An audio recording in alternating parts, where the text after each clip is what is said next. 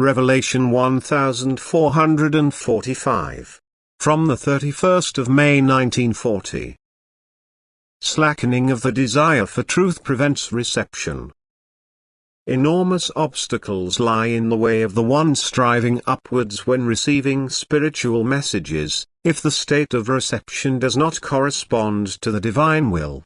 The currents which make an easy reception possible, are switched off, so that the human being must struggle for inner firmness, to prevent his thoughts from straying and to turn more intimately to God, in order to remain in the truth.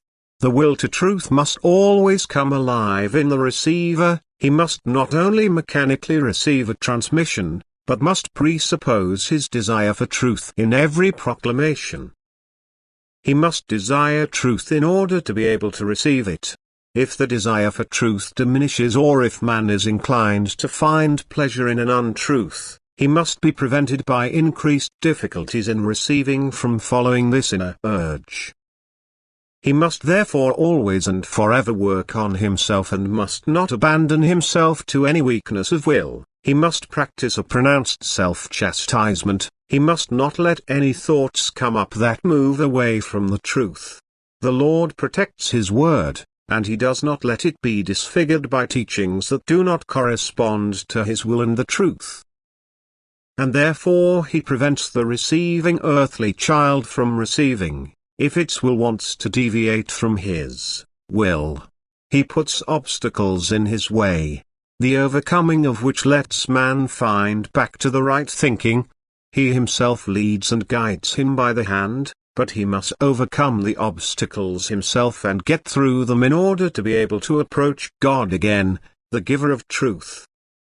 Thus, every unclear or untrue thought will always result in a feeling of separation from Him. Man will hesitate to take up this thought, he will be inclined to reject it and finally drop it.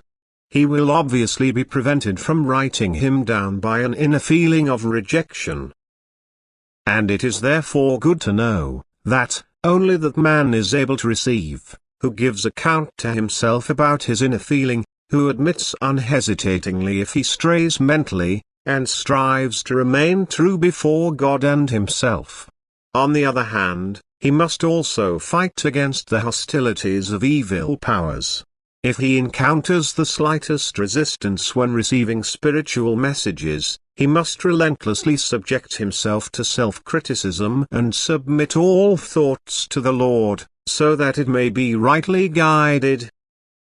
For the adversary seeks to exploit the weakness of man, so the strength of will must be asked for.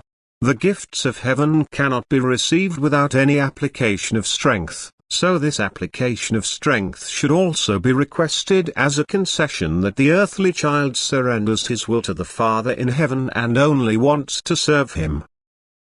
Amen.